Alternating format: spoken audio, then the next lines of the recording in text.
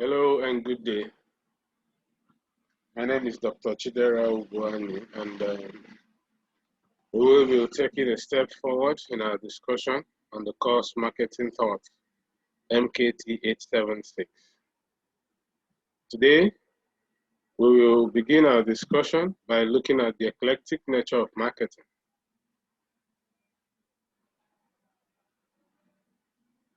When we talk about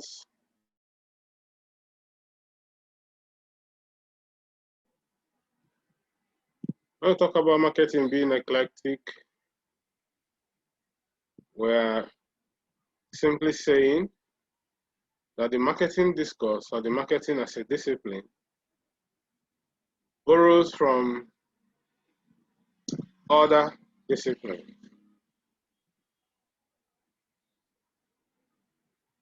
And this evolution can be traced to a number of disciplines such as economics, psychology, sociology, management, and others. And these other disciplines have in one way or the other contributed to what we know today as marketing and as a course of study. In other words, we are trying to say that marketing is multidisciplinary, involving several disciplines. Also, this multidisciplinary nature or eclectic nature implies that ideas, styles, formats from various sources, various disciplines are fused together to give rise to what we know today as marketing. We will begin this discussion by taking a look at the relationship between marketing and courses such as economics and psychology.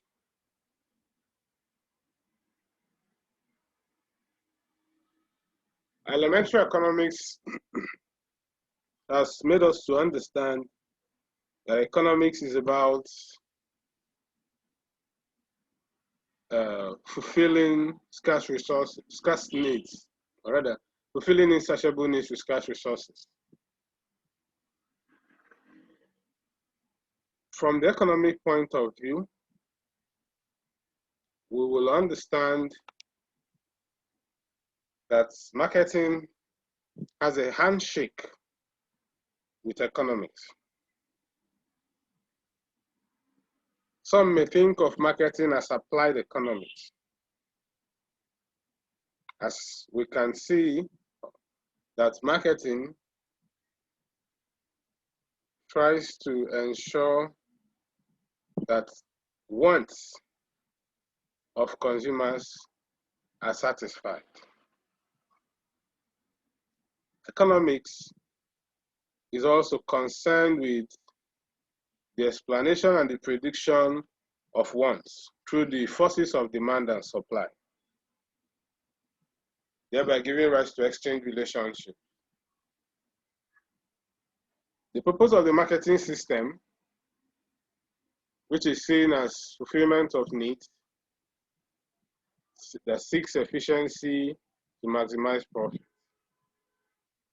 can also be mirrored from the economic lenses, as economics ensures that needs are satisfied with scarce resources. If needs are satisfied with scarce resources, it implies that efficiency has to be the watchword. In as much as marketing tries to maximize satisfaction, economics is interested in profit. However, it is still behind the scene. Marketing in itself tries to satisfy stakeholder objectives. And one of the stakeholders is the producer or the manufacturer or the resellers. And these people have at the back of their mind to make profits, to sustain their businesses, to win the competitive war.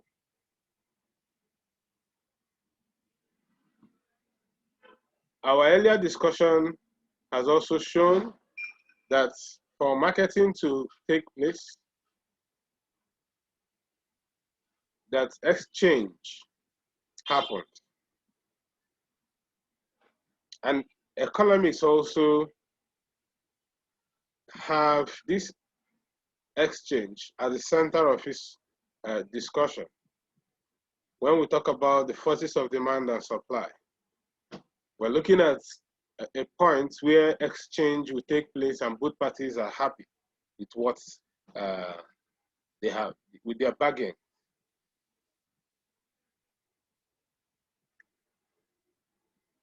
We'll also take a step further to look at the psychological view of marketing. That's the blend of marketing and psychology. One way of defining marketing is to consider it as psychology applied to business. A discussion of an area of marketing known as consumer behavior tries to understand what people buy, why they buy, how often they buy, from where they buy. And this specialty area of marketing tries to understand this consumer psychology. It tries to understand the consumer psychology, the process of their decision-making process. And this can be explained through their motivations, their perceptions, the decision-making, their attitudes and persuasion.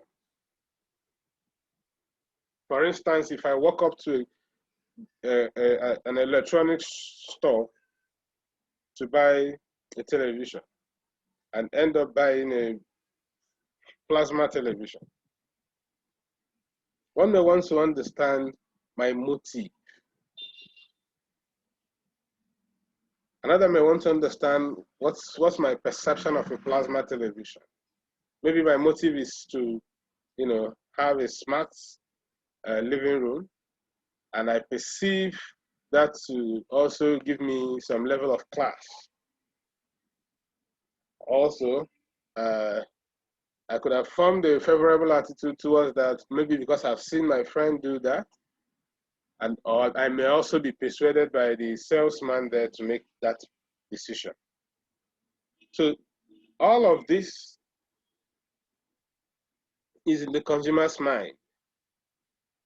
And one may say it is psychology.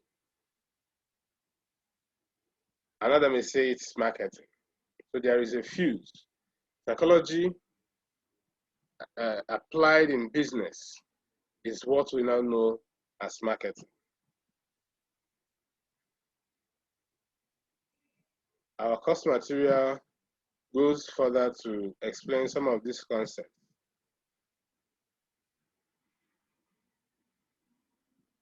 When we talk about motivation, we're looking at an inner drive,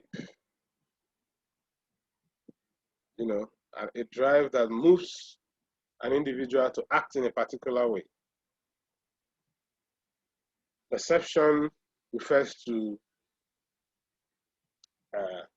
a consumer's view of an object, which may be as a result of the consumer's environment and the meaning he attaches to things in that environment.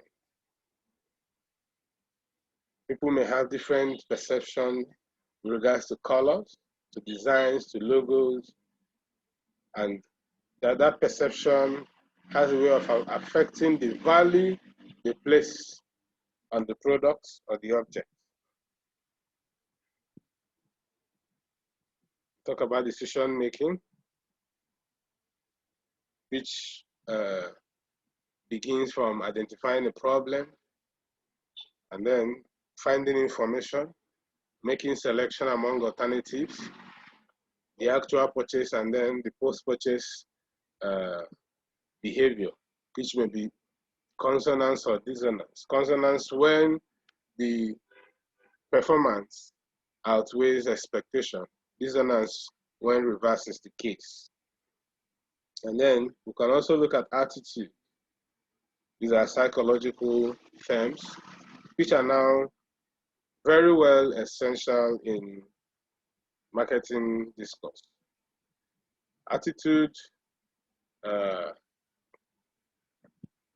defines the way an individual, favorably or unfavorably, is disposed towards a behavior. This disposition could be as a result of prior experience, could be as a result of information from salespeople, from family, from peers, etc. Attitude precedes behavior. It is once an attitude is formed,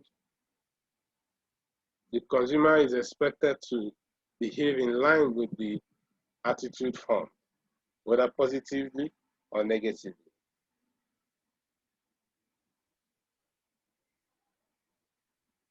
Okay, and then we also have persuasion, which is the act of convincing someone to agree or disagree to a particular thing.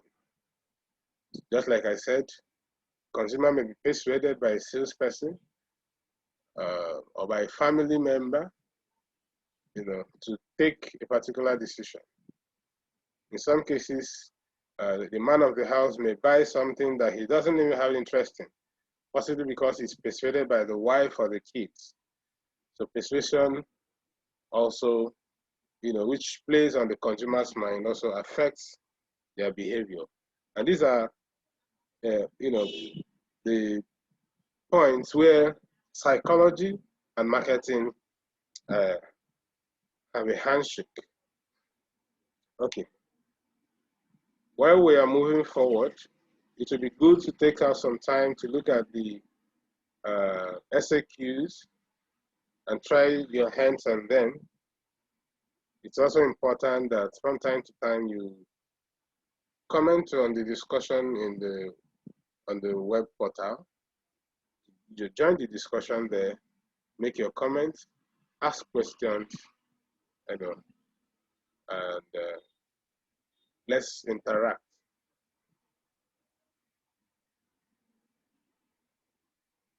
Also, we'll look at sociology and anthropology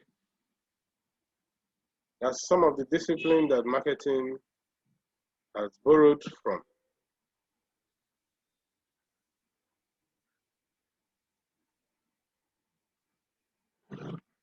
Ordinarily, we say that man is a social being. And by that, man exists in a social context and doesn't operate in a vacuum. So he lives and exists among other beings around him. We now regard marketing, which is a social activity taking place in a social context, in a society.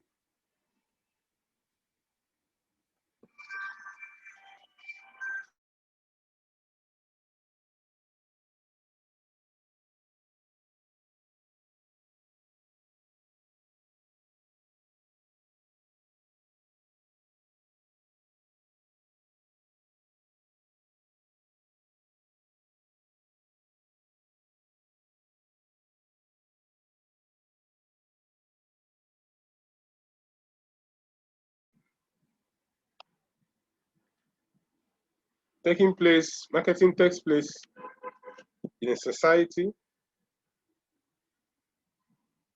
which is a social context. Hence, we find the actions of individuals, the behaviors of consumers being affected by behaviors of other individuals around them, peers, family members,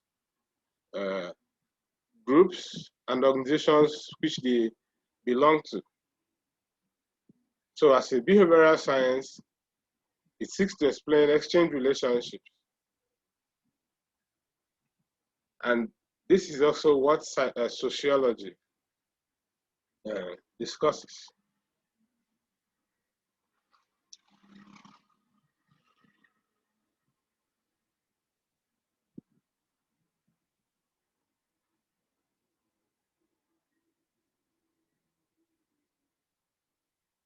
Okay, so that ends this discussion on the eclectic nature of marketing.